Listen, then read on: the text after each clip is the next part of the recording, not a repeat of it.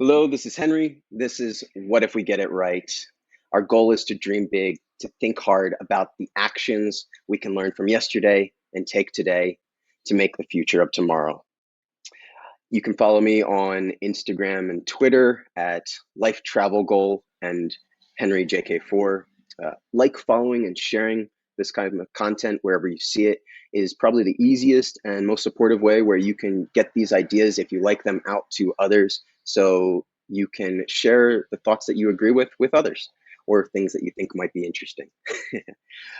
Today we have a special guest. It's Dustin Jacobus.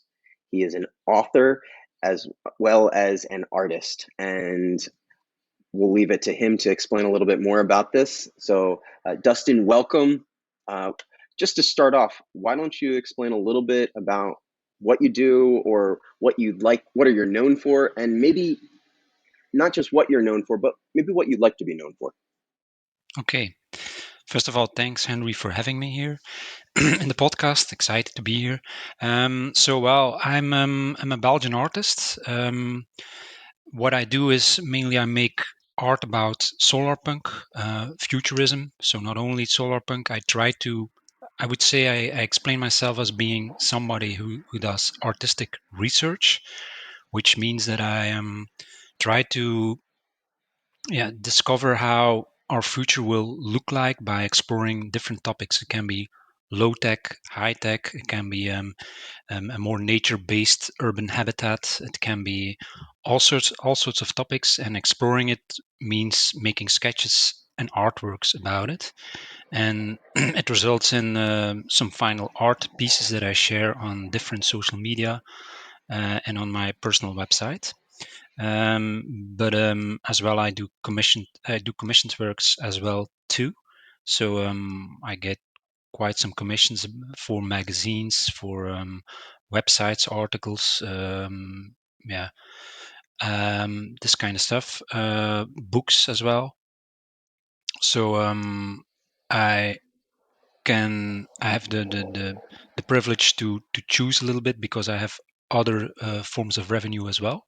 So I don't depend completely financially on my artwork. So that gives me some privileges to be more picky on what type of art commissions that I choose. Um, Wonderful. yeah.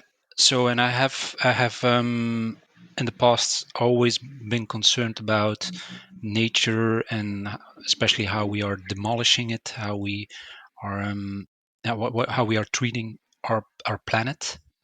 Um, Mm. and yeah, I wanted to do something about it. I've done numerous things, from more action-based things like helping out with real actions on the street, and being present there, and helping organizations that are well organized to do these kind of actions. And I'm talking about climate actions, social actions. Mm. I have done some lobby work as well. I have helped with campaigns, but finally, after doing all this stuff in the past, I felt the strongest thing that I could do was using my pen and my paper as a weapon and make art about it. And it has this positive vibe as well. You can draw and imagine. You can imagine a future and draw it afterwards, and spread it, share it with people, start conversation with people, start discussion with people. Sometimes people are against it, sometimes people love it, but the discussion and talking about the future and imagining it and showing people how it might look like, and then afterwards the discussion, that's just the reason why I do it, because I think we need to discuss a lot about how we want to do it differently. And yeah, as an artist, that's what I mainly do. And I chose SolarPunk.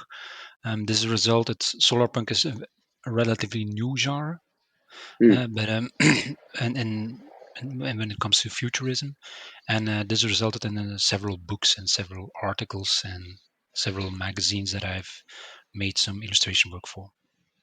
In regards to SolarPunk, you gave, I think, a little bit of a general explanation of what it was. Could you go a little more specific into what SolarPunk maybe the definition is for you or how you see that? Because that's probably, I think you're right. I think that is probably a pretty new term for most people. I know it was new for me up until recently. And so, uh, could you go a little bit more deep in that? And then there's definitely a few things you said there that we want to dive a little more deep Yeah. into as well. Well, indeed, it's definitely new. So that's also one of the reasons why it attracted me. So it you can see it as being part of futurism in general, perhaps also science fiction a little bit. So it's about imagining and showing people how the future could look like, and not only art. So often they describe it as a movement. So that this means writers as well, but also permaculturists feel attracted to solar punk. People who make clothes, yeah, people who do real actions out on the streets define themselves as being solar punks, Hmm. because they have everybody has one thing in common: they want a better and a more sustainable future. And what defines solar punk then, I think it depends a little bit on who you ask. There are several definitions, but there are some aspects that will come back if you ask different people. You can, if you look at the word solar punk, you will see it starts with solar and the Hmm. second word being punk. Well, solar obviously refers to renewables and especially solar energy. So Hmm. it means imagining a future where we don't use fossil fuels anymore, but and a future in which we use renewables and solar technology. So how would a world look like if it makes use of these types of technology? And punk refers a little bit to yeah, to the punk genre. I think this is I don't know, it originated in the 60s, 70s, Hmm. but also the music scene punk, which was fighting against the establishment, against the powers that controlled our society a little bit too much in the minds of people back then.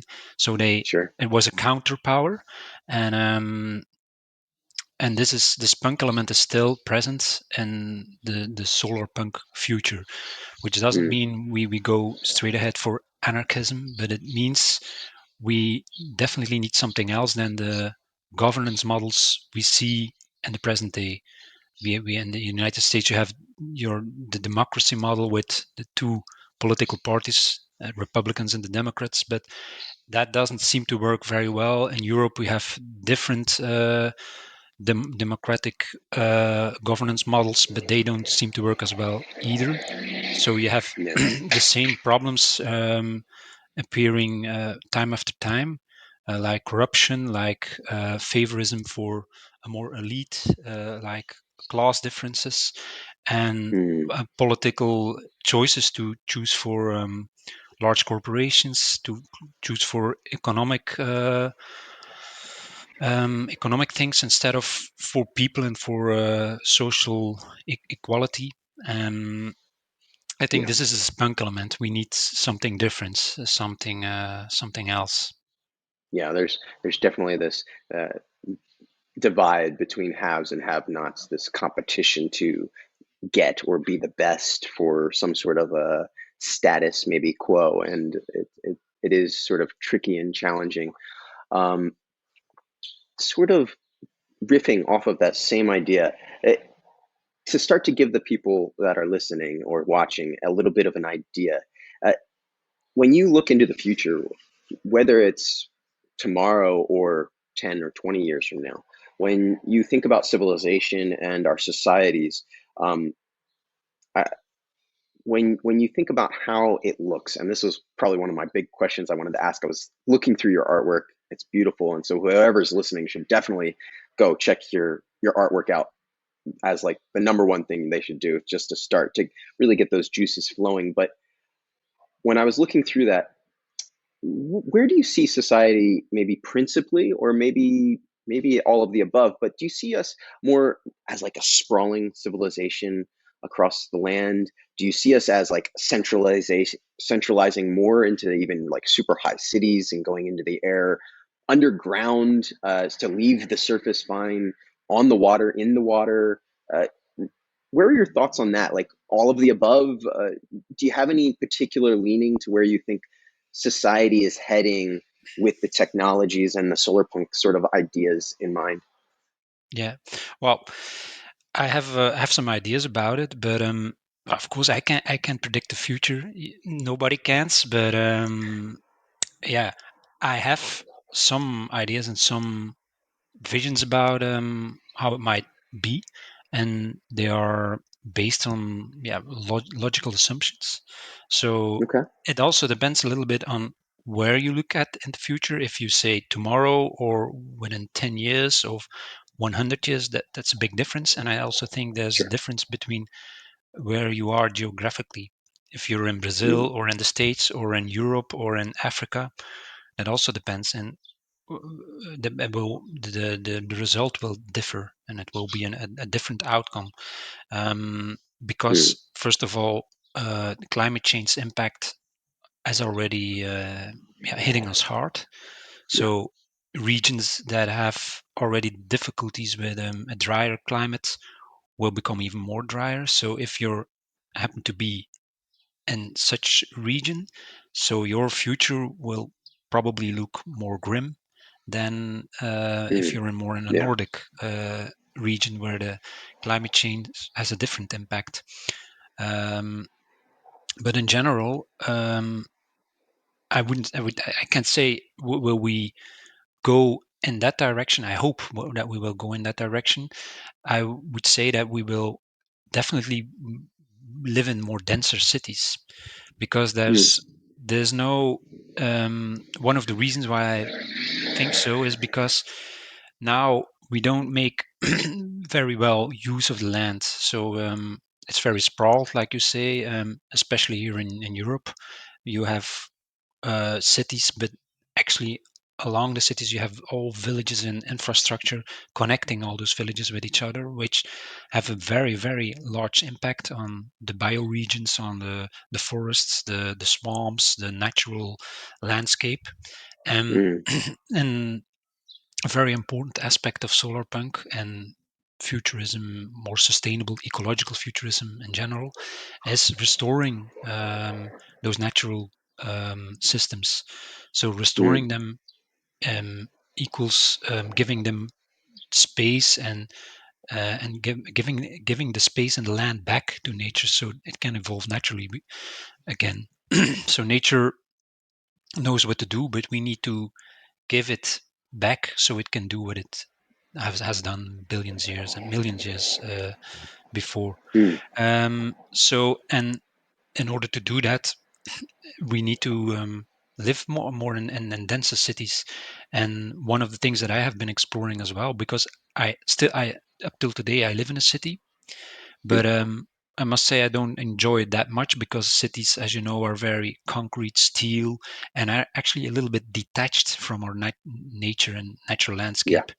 And one of the things that I hope that will happen is that we try to merge nature and our cities more. And that will you will see that if you look at my solar punk art and my art about futurism, that it tries to find to seek the nexus between the built human habitat and the natural landscape. Mm. Yeah, I definitely I couldn't see that from looking at your work, and I like that because we already have huge amounts of infrastructure. We've already created big cities. We've already sort of done the work. And I think I was even listening to a video where there was some German architects and so forth that were really pushing towards a renovation of older facilities instead of tearing down and making new. It's sort of this being a little more thoughtful about how we can reuse things that already are existing versus building brand new somewhere else or tearing down and recreating. And so I really like that. And the ideas of bringing nature back into the cities, bringing our agriculture and our food network back to a local, even in a city type environment, all of that growing, if done in a city, will make it a much more green, less concrete, less noisy, less hot space for sure. Absolutely. So absolutely. taking a little bit of a step back from maybe focusing just on the art and just on the solar punk, talking to you, Dustin, what what are maybe some habits, some things that you maybe have implemented? If it's not in your day to day, maybe it's in your week or month to month. What are some things that you found to be helpful to promote this type of thoughts in your mind, in these types of changes that you need to make even in your life, that you see that we'll get to, that would make us or help us best to get to these types of futures that we're talking about? So do you have any actionable day-to-day type things that you're currently doing that you would like to share? Yeah, absolutely. What I think is very important, at least for me, but I think for a lot of people, other people as well, is having a better connection with nature. So I think Mm, a lot of humanity has somehow lost its connection with nature, which is a little bit strange because we're just part of it. We're humans, an animal just like any other animal, and our natural habitat used to be forests, swamps, wetlands, grasslands. So where we cultivated crops, where we hunted, and somehow by the industrial revolution, by this complete scientific progress and large companies creating all this stuff and selling it to us in stores, and by going to our jobs from in a city to six or seven streets or blocks away to another building, we mm, somehow are detached from nature where we actually belong. And this creates some form of alienation. You don't mm, feel connected anymore with where you belong, or where we came from, and not with the products that we use in our daily practice or food, or but virtually almost everything, the wood that we have in our house for the furniture, the electricity that we get from the sun, water that we have from all sorts of water systems. You're alienated from it. So what I try to do, even here in mm, the city where I live, is try to get this connection. And if you have access to a garden or mm, a balcony or perhaps a flat roof, then you can do small things there, and you would be astonished what you can accomplish even on a couple of square meters. yeah. If you get interested, you can choose to grow your own vegetables. You can choose to grow medicinal plants if that's more your thing, herbs. But you can also try to attract pollinators. You can try to attract birds and see these connections, see how these species interact with each other. And this Mm, again gives more connection. You feel more connected to your surroundings, your natural surroundings, and this changes your environment and changes you as well. And so mm, I have, luckily where I live, I have access to a small garden, and it's actually a very shadowy, but still you can select plants, and I can do some stuff there. I can grow food, and I can attract quite a lot of species, although it's completely bordered and closed, mm, and there's yeah. no, yeah, birds can come in and come out, but there's no possibility for mammals to for a hedgehog or something to get in. So but this is one thing that I try to do, just to have this connection, and as well it inspires me as well. Mm, So what I see there is I see small things happening, ecosystems that pop up right in front of you in the summer or in the spring. You can mm, see caterpillars changing, and this inspires me as well for my futuristic ideas, and which I apply quite a lot of biomimicry. So learning from nature, seeing how nature does things. So if you have plants and a little water party in your garden and some trees, you can see it with your own eyes what's happening there, and you don't need to go to the Amazonia forests or somewhere very far. You can do it in your own garden. And if you don't have access to a garden, you could still go to a park. That is actually something that I also do quite a lot. I go to parks, try to see what kind of trees there are. I go to pleasant spots in the city where there are hanging gardens or vertical gardens or roof gardens, and Mm, try to see and look with my own eyes what's happening there and how other people do things. Um, mm, Sometimes it are the most tiny things that, yeah, give me a feel of joy. Some people who have only 1 square meter in front of their apartment block, but they do something there. They yeah, grow a tree with a climbing plan around it, and all of a sudden you see, wow, this small thing actually planting a seed has an impact already, and it attracts other animals like pollinators and so on. And if you would go a little bit further, if you live in a city, normally you have nature reserves as well, a little bit larger areas where you can explore nature. So this is yeah. one important thing that I try to do: feel this connection with nature more. And Uh, I love that. I find the same. My heart pushes me more and more as my life has gone on towards nature, towards the mountains, towards the forest, towards the sea, and longing just to sort of not escape reality or escape society, but to be part of nature and to try to bring nature back. Uh, I love the garden. A shout out to all community gardens.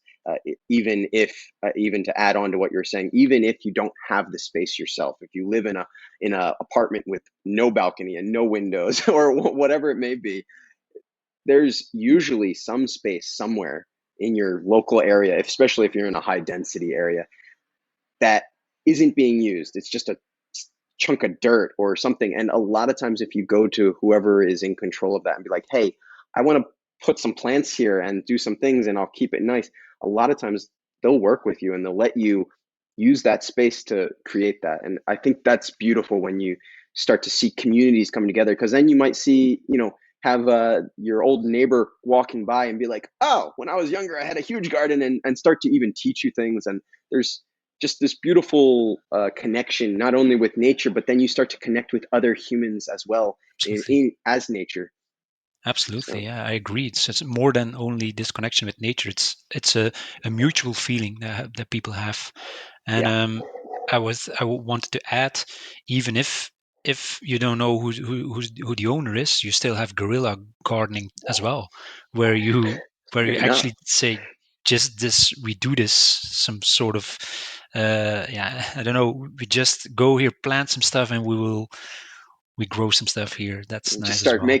planting some Yeah, tomatoes and some yeah, yeah, strawberries, yeah, and yeah. I I think will people see will what be happens. happy. Yeah, yeah, I like that. I might need to take up a little bit of that guerrilla gardening warfare. yeah, yeah.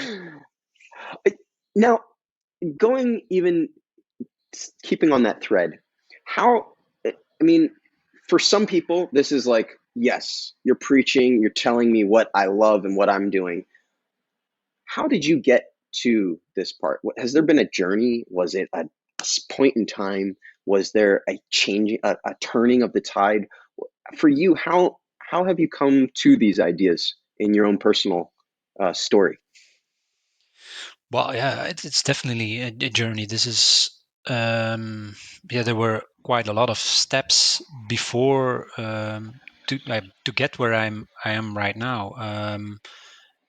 I think when I graduated, I had more the idea to become an artist, to become some sort of new Da Vinci or something. I don't know. And it was more about the art, making beautiful pictures, making art, perhaps selling it, living like an artist, doing exhibitions, stuff like that.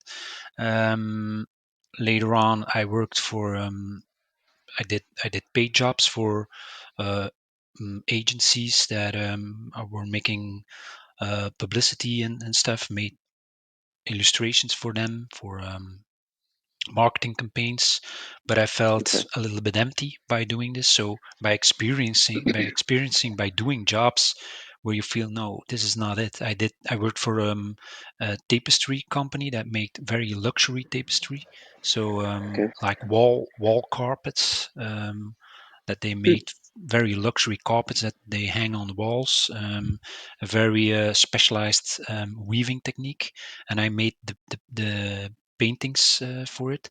So I was in this Hmm. very elitist circles where I made paintings for wall carpets for the very rich people. But this didn't feel. I made money with it, but it didn't feel. It didn't give me. I thought, is this the purpose of my art? Is this what I need to do? Hmm. So especially if you open the papers each day and see yet another destruction of some forest or some climate disaster here, climate disaster there, drought. So I felt I need to do different stuff, and I started to Hmm. do with my own company. Uh, Okay. it was a company. It was just me on my own. That was became independent and some sort of freelance illustration work, and I created paper products with illustrations, but all on 100% recycled paper. Hmm. So and all with special inks that were recycled as well. And I tried it to have this completely integrated process where I try to integrate all kinds of ecological processes and ecological steps to come to this end result, being cards, posters, calendars, stuff like that, with artworks of mine, but all on a very recycled, ecological point of view philosophy. Hmm. And but this, yeah, financially was more difficult to keep on doing this. So I made some money with it, but it was hard to make a full living of it. And after a while, I started again to do illustration work, but I felt I can't do it on my own. I need to join other groups that have been doing this for decades, but have much more access to resources, to financial resources, but also social capital with networks with other people. And I joined NGOs to help them out. Sometimes paid work, sometimes unpaid work on a voluntary base. Done a lot for them, and still combined this with some sort of freelance illustration work. Um, and after a while, I had a more stable part-time job that gave me a stable income, and then I got more time to reflect and to think about, okay, what do I want to do, my artistic capabilities, what do I want to accomplish. And then I started to think about the future, and I thought, yeah, I have a quite technical background.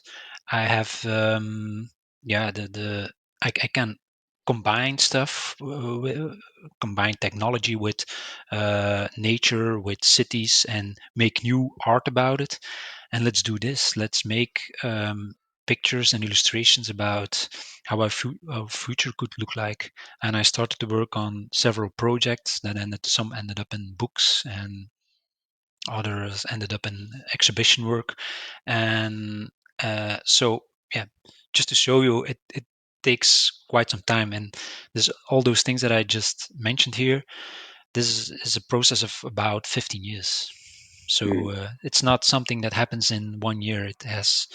You have goals, you are disappointed, you say, okay, let's try this, let's try that. And I still have a feeling that I'm changing Yeah. constantly, constantly r- having a different focus. Each time I Eh, think, yes, I have it, something new pops up, something new, a new strategy or a new insight, or yeah. yeah. Oh, I so much relate with that because it really is the full journey. It's you learn one thing or you go through one thing, you have an experience, and it gives you something. and it's sort of like a block, like a Lego piece. And sometimes you can just put it right on top, and you have another experience or a learning example, and sometimes you can just keep stacking. But sometimes you take a pause and you step back and you look at where you've gotten to over the last few pieces, and you go, you know what, if I take these out and then rebuild it like this, I can get even farther. I can do even more. I can go in a maybe a little slightly redefining of my direction to be a little bit more specific about what it is I want and where I'm going, which is one of the questions I was thinking about asking, is sort of like this stacking of talents.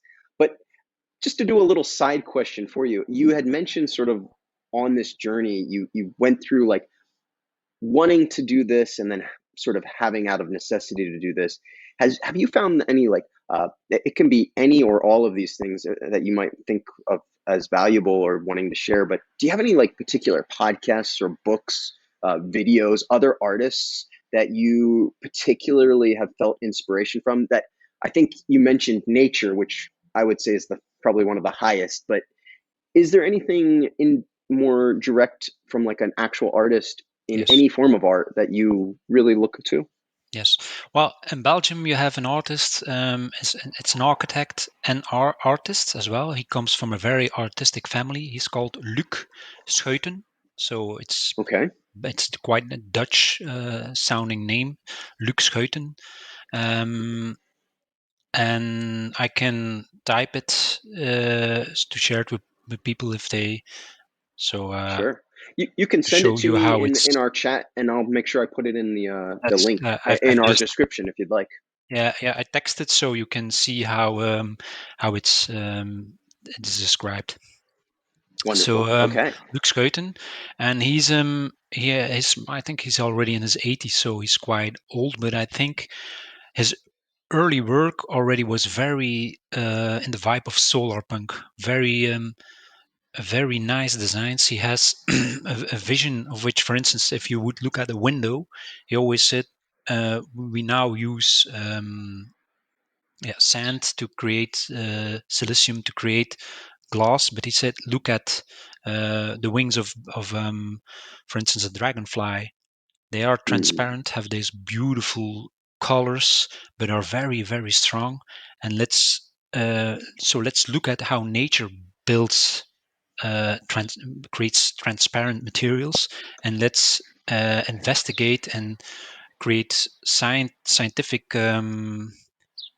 research facilities to just explore these type of things, and let's create later on an entire architecture around these things.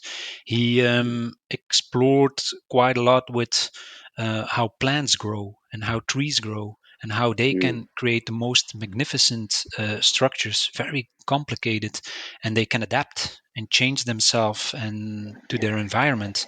So mm, this new type of architecture where your architecture is smart and feels its surroundings and can as well be a home to many other species, not only for humans. So we build and mostly for us, but mm. for instance, a tree is a home for dozens of different species and has its function as well. When the leaves fall, it nurtures the soil. It creates shade. It helps to protect other small plants by getting the soil, keeping it Even on when the it same place with dies its roots, and even with when it the dies. fungi. Yeah. Yeah. So this type of philosophy and visions, Luc Schuiten, he made actual houses, not with living architecture, but um, with natural materials like wood. But he mimicked it. He recreated it. Some prototypes. He made a lot of artwork, also about large cities like Shanghai and Mm, China, and which he showed. Yeah, this is Shanghai today. This is Shanghai over 50 years and over 100 years, in which you go mm, from a dull gray high-tech city with skyscrapers and to a more natural looking city that lives. And mm, so he's quite an inspiration, and he's Belgian. He's from Brussels. I'm quite familiar with his work. I have several books about his work. It's unfortunately most of it is written in French. So Okay. that's the main language in Brussels is French, French speaking. His brother as well. I said he's from an artistic family. His brother is Francois Scheuten, and he's a comic artist, a very well-known comic artist in Europe. Makes Okay. beautiful artworks, but more a little bit Studio Ghibli, like from my neighbor Totoro. And I don't know if you're familiar with it, with the Studio Ghibli. A little bit. Yeah. Yeah. Okay. So that's quite often for quite a lot of other solarpunk artists a very large inspiration. But for me, a little bit less. Although I absolutely like those comics and the fantastical views they create and sceneries they make, and also the stories, uh, Hmm. exceptional. I've I like Malcolm Wells, an American architect who Okay. was a pioneer when it comes to subterranean houses and subterranean infrastructure.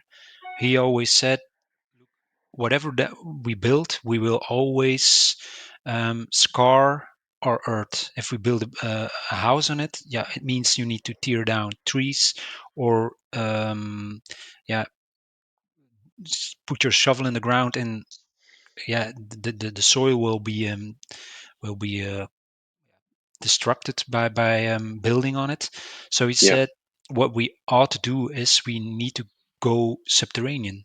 And Hmm. he already had this vision in the 60s, 70s, made nice houses and designs that are quite inspiring for me. He has also an art book in which he made sketches, a little bit in the same style as what I do with my smaller sketches, in which he shows Okay. how the subterranean houses look like and infrastructure look like, and how a subterranean future or an elevated with elevated roads future would look like. And there are some nice sketch work and nice images in it. um, You'll there's definitely another. have to share some of these links. Yeah, I want to. That sounds beautiful. I'm like picturing it in my head, and I'm like, I yeah, need to look at some of his artwork. yeah. So very neat. There are writers as well. So I've collaborated a lot with an American science fiction writer called Eric Hunting. He's more a technical Okay. writer, so less novels and stuff like that. But his writings are very technically accurate, and very. Okay. He describes different scenarios from uh, nomadism, where people go from uh, when the seasons change, and the seasons that are more better, that have better conditions to survive. Yeah, Hmm. so it's it looks at a more grim future image in which unfortunately our earth has where people have to migrate seasonally, because some regions will be very difficult to stay permanently there. And Hmm. but he describes how such lifestyle could be possible, but more Hmm. from a technical point of view, by Okay. looking at realistic scenarios, scenarios like what happens if our society collapses and our large corporations can't produce the goods that we normally go buy in a shop.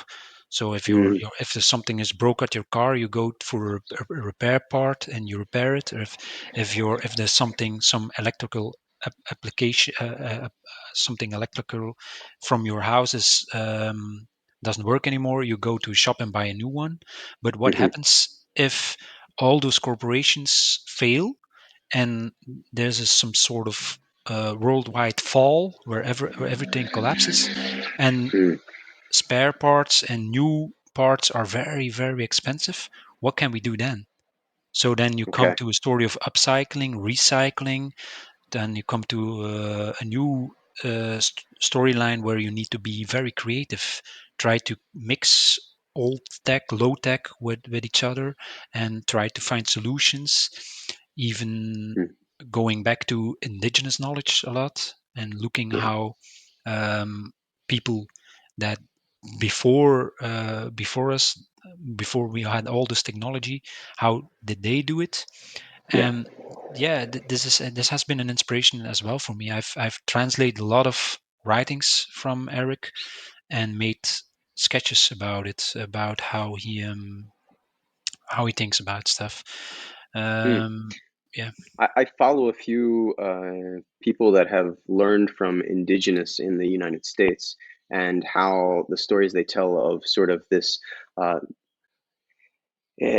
your you're sort of this gatherer of the and sort of gardener of the world and of the nature. It's sort of this taking and giving back to the earth and sort of this abundance type idea of being able to be nomadic and travel through a property, sort of like a buffalo would, or sort of like the birds do in the air. But as they go from place to place, they're helping the natural environment to recede and to re and to grow. And it's sort of this like sort of a nomadic gardening type of experience, which I think is really beautiful and sort of has that old that can be accompanied with some of the new, like you're saying. Hmm, that's really beautiful. Yeah, absolutely. Hmm. Um, if we take a little bit of a step to right now, then, what is a project that you're currently focusing on, putting your energy into? What's the mission around that? Can you elaborate on that a little bit, if you Well, feel open to? at this moment, I'm at a certain moment, I felt I'm making quite a lot of illustrations about a solar punk future, and most of the time, this means that I draw very green cities where you obviously see that there are a lot of trees, water, natural rivers, roofs with all sorts of plants. But Mm, I felt, from my point of view, I don't understand well enough what nature is. It's what I do is just painting green spots in a more urban environment, but I don't understand what we have. We can build cities, but what can we do? And it disrupts the natural environment. But what can we do to at least support as many species? And I'm talking about all sorts of species, about species that live in the soil, about um, birds, about small mammals, even larger mammals, fish, mm, um, because I think this relationship and trying to make this, trying to find, trying to merging this nature with our natural, with our urban environment, that this will be very important. But in order to do this, you need to think at least a little bit out of like a biologist or like an environmental scientist, mm. or a forest engineer or something, Sure. to understand what do these plants, trees, species need, and how can actually, like you said, with indigenous people as well, they had a lot of respect for all the species that were living in the forests where they also lived. And how can we uh, do this again, but more in our cities and the surrounding areas of our cities. And in order to Yeah. do that, I needed to understand better what ecosystems are and how they work, and how we can, with our mind, because we are very intellectually involved, how can we Mm, make choices in which we favor species, instead of not taking them into account. What we normally do, we make roads, we build harbors, we make all sorts of stuff, but we don't think about how can we at least try to help other species as well. We already take something from them by yeah. yeah, taking away trees or disrupting the soil, or but how can we do something else then to help them Mm, out? yeah. Yeah. And yeah, so this is something that I'm trying to do now by reading a lot about ecosystems, by reading a lot about how, yeah, what plants and animals need, and I try to see how could this work in a more urban environment. Mm, And there will always be some sort of border where the wilderness ends and where things that humans have done starts. And it's Sure. also sometimes because you could say, yeah, we just need to give nature the space that they need, or that it needs. But still, there will always be some field of tension where there will be the border where humans, their needs will I would say, have a collapse, or how a collision will have a collision with nature needs. And Hmm. it's at that specific spot that I try to seek what can we do there so it can be more balanced, more better. I, I couldn't be more in line. That is exactly the point where I'm most interested in. Is right now when you bring civilization to nature, it looks like this. It's just a dead line. If you fly in an airplane, or if you or even go up a mountain and look down, you can see very clearly where humans are and where they're not. Yeah, I think if we can learn to blur those lines, maybe even to the point of indistinguishing, I think that could be maybe a, a goal yeah, of and success.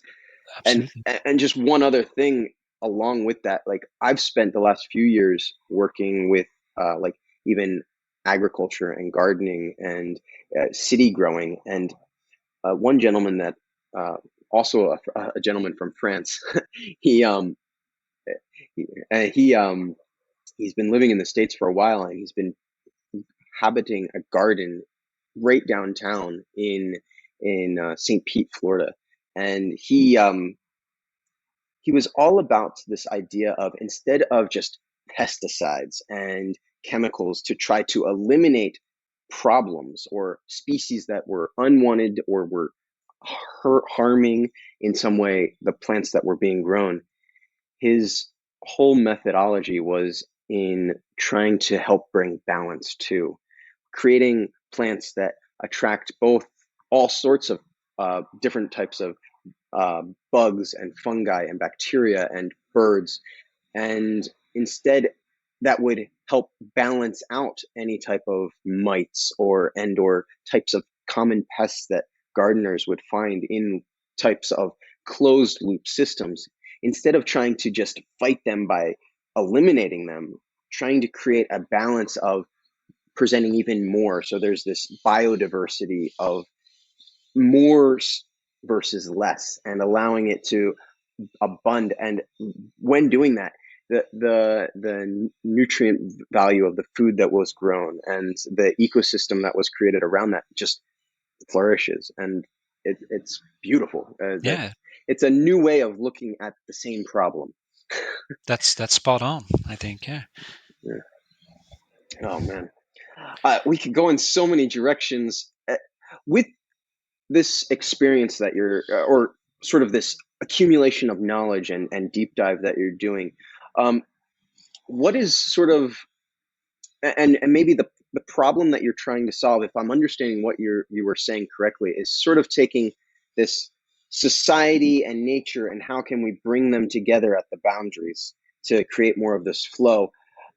Um, what does that, like? How are you putting that into action with some of the knowledge that you're learning currently? Where's that? Where's the rubber hitting the road, so to speak? Do you mean in my art or in my Mm, however you'd like. Maybe in your art, but also maybe, like you've even mentioned, yeah, maybe with that local garden, or with the actions that you're taking in life. Well, yeah. how Well, do you take that? if I look at my art, what I do now is I make sketches. It can be like the things you mentioned in your example. For instance, if I would look at soil creatures, I will try to understand. Okay, what is their purpose? What are they doing? How do they help to improve our soils? And then I take to something that happens in the cities that we have, where we have a lot of concrete and we actually don't have natural soil. And I try Hmm. to make a sketch in which I show, look, here we have perhaps in a nearby future, in the midst of our cities, we have rich, good soil perhaps not the same quality as you would have of the soil you would have in a forest, but Hmm. we're living in a future city where people think it's very important to have good soil in the middle of their city everywhere, in every street, on every corner, everywhere where it's possible. That's something that is not being validated today. Some people don't. A lot of people, they're not thinking about it. They're just Yeah. walking on the streets, and they don't know how important soil quality is, not only for species but also if you want to do more urban agriculture as well. You need good quality soil. If you want to attract pollinators, you need to grow plants that attract those pollinators, and you also need good soil. It's important. And I will try to make small sketches. I add a small story about soil and about those, often for a lot of people, filthy creatures that they want to smash dead if they see them. But I try to explain, no, we need to really respect them, and we need to be happy. And actually, like you say, we need to create a richer biodiversity. We need to make Hmm. those creatures flourish and help them. Yeah. I'm trying to do this by sketching something familiar that people will know, some sort of city scene that they are familiar with, where they see people in the street, but all of a sudden the street is no street. It's earth, sand Hmm. and earth and a soil where they are planting things, and I highlight a small detail where I show what those creatures that living in the soil, what they are doing, and what they how they are part of this cycle where they help decomposing yeah uh, debris from plants and wood and stuff like that, or dead animals. um, Hmm. so it's a little bit Sort of educational giving as it well, but it also, yeah, a little bit of a microscope yeah, view, like bringing yes, a highlighting microscope something. view. Yeah, so Hmm. this is what I refer to as my artistic research. These are very small sketches that I make uh, on a daily basis. Just after eating my lunch, I have an idea. I make this sketch, or I read a book. And when I'm reading it, at this moment, I'm reading a book about oak forests. I'm reading another book about water systems. I'm reading a book about large mammals from Europe. And each time, if I read something that I think this is interesting, then I make a small sketch about it, and Hmm. I use these sketches to share them on Instagram. And after a while, after making many of those small sketches, I try to implement them in larger illustrations, and illustrations where all the pieces fall together, and where the puzzle seems to, yeah, work, and where it all seems to come to one final beautiful picture, and where those different elements are being used. And this is then more a little bit like, yeah, city design, or landscape design, where I try to see how can we, if we have the ability to retrofit or to change our cities, how can we um, mix it all in. How could a city look like, where there's place for these type of trees, where there's place for people to do agriculture, where there's place for birds, where there's place for a new transportation system, where's there, and what would such type of city need, and how Hmm. would it look like. And I often, not always, I often try to start from something familiar, because I don't believe you mentioned it earlier on as well, that we will go to some sort of spot in the desert where we build a city from scratch. No, we will create cities from existing cities. We will build on the things that we already have built. We will build on the ruins of our ancient cities. So this means we need to adapt, retrofit our cities, and Hmm. hopefully for the viewer it makes sense, and he hopefully the viewer will see, okay, yeah, look, this makes sense that there's a microforest there. It makes sense that we will have new form of permaculture agriculture in this corner. I know that building. Yeah, it looks great, adapted to a new sustainable era, but still it has this ancient look that I like.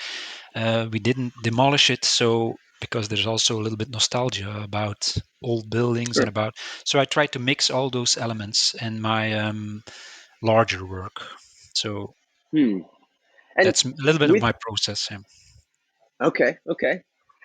Sort of just a question about that is like when maybe you don't believe that humanity is headed for an age of abundance. I have an idea that um, I feel very strongly that the way that technology is evolving, that we're going towards this age where we are, even though we're not there yet, we're getting to where electric is going towards, it's trending towards zero.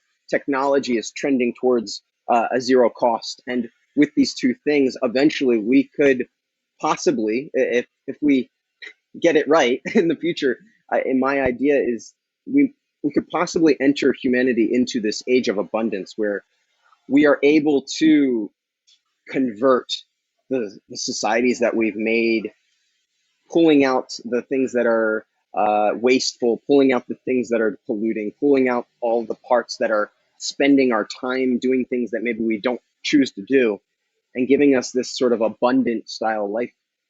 With that type of mindset, if you strongly disagree, I'd be open to your thoughts and opinions. But if you do sort of think about that, one of the main questions that I at least think of, and I think is common that people would then come to, is what what drives us then? What then do we do with that free time? Why do we do it? Do you have any thoughts around that sort of maybe a If utopian we style idea? if we would come to this point where we have all the time that we need, well, I think first of all, doing the things that you like. I don't know if a lot of people have the opportunity to spend lots of time doing the things that they like. Hmm, It's not easy because you're always a large chunk of your time is occupied by making money. hmm, And for some people have the luck that they can make money with the things that they like. hmm, For lots of people, this is not the case, and if you're lucky, you can do something that you're say more or less, yeah, okay, that's okay for me. I have some good colleagues, or I think my job is okay. But I think if we have more time, that you can spend more time doing the things that you like.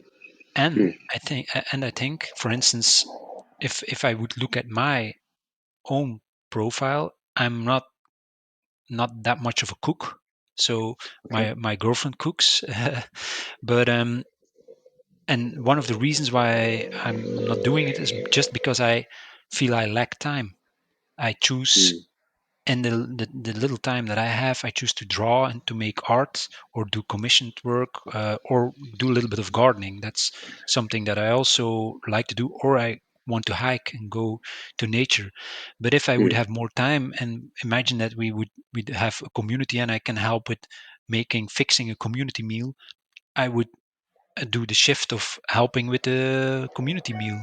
Imagine that there hmm, would be daily shifts and helping out, and I would learn by doing this cooking and learning all this stuff. The day after, I would help in a permaculture system by growing plants, growing all kinds of food, and perhaps helping to create a pond for ducks or for other um, animals.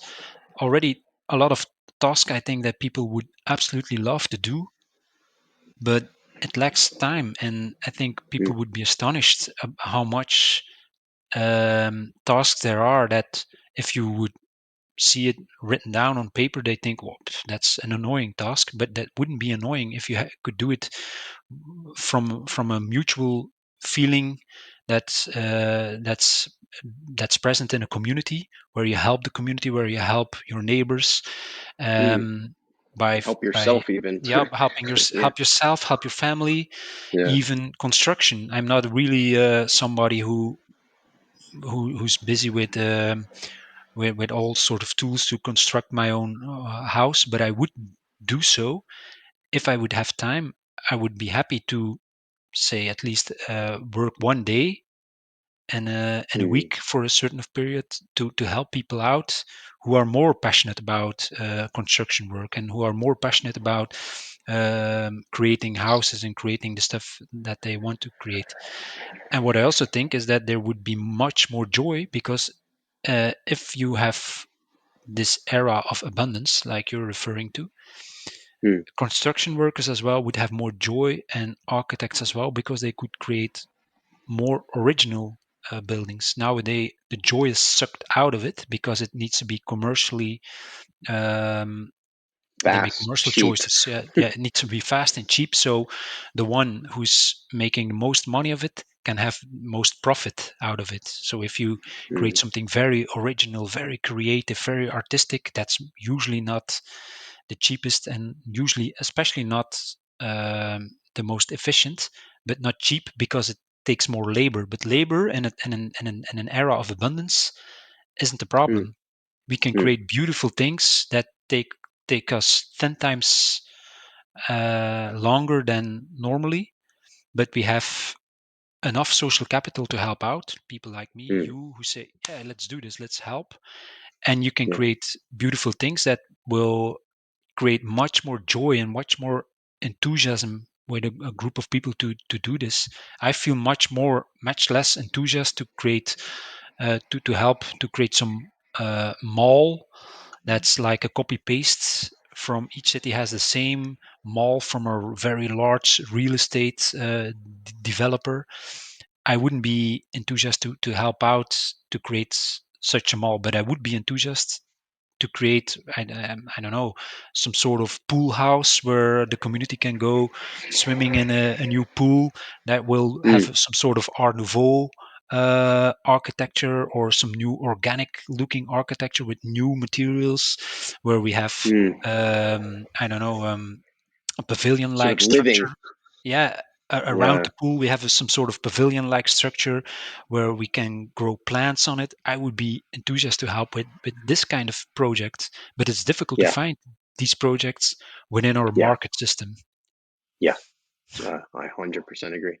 Well, I don't want to keep you on too long, and I'm sure whoever's listening, sometimes too long is Yeah. too much is not more. And if people can take away something valuable from this conversation, uh, is there any one thing you would go back and highlight? Something, an action maybe, or maybe an action and a point, or anything that really just lines up in your mind of like, this is really it. People aren't focusing enough on this idea. People aren't taking enough action on this thought. Uh, Anything like that come to mind? Well, I think we mentioned a lot about we talked a lot about nature, where we focused a lot about nature, and Yeah. it's present in all my art. It's present in many other solar punk artists as well. It's present in my life. It's present in your life as well. You say you go Mm, hike and seek the mountains, and you can do this as well in the city. I think that hmm. would be important, and for me definitely is the core of our conversation here, trying to feel connection with nature. And you can do this of course by going to nature, by gardening, by doing some permaculture in a community garden like you mentioned, Henry, or you can um, read about it, make art about it like I do, or write songs about it, and spread it and share it and share, learn about it and share your knowledge as well. I think this is important to get to feel this connection and to share it with other people and to learn from each other. And I think this is will be a key element in going to a more sustainable future. Yeah. I think at the very least, if you don't want to or can't do anything else, start to learn. Most people, if you're listening to this, you have the ability to learn. you have some sort of a device Absolutely. that you're able to get to the internet through. And if you can do that, you can start to learn so much. So, Absolutely. um, to wrap this up a little bit, is there anywhere in particular you'd like to do verbally? Where we'll add all of your links to your website, your artwork, and your social medias down below. Is there anywhere directly that you'd like to let people know to reach out to you if they want to get in touch with you? Wow, I think they can go to my website and Okay, there's a contact form where you could send me a message, and yeah, it comes in my mailbox, and I definitely can. Or you can go Instagram too if you want to contact me directly. That's very simple, and there's the text message button there where you can send personal messages, and I usually react quite fast. So you get an instant reply, or with a little wonderful. delay, with a little delay, but Yeah, hopefully you get so many replies that it becomes longer. yeah, yeah. So, um, Dustin, thank you so much for taking time out of your day to share your story, to dream big, to think about the question, what if we get it right, and how we can do that. Um, Once again, if people want to reach out, please do. Dustin's said he's available, so talk to him. If you want to reach out to me, the links will all be in the description here. Um, Thank you for listening. Dreaming big, remember to take action and to make the future what it is we want it to be. So, thank you, everybody, and have a Thank great day. you. Bye. Have a great day. Bye bye.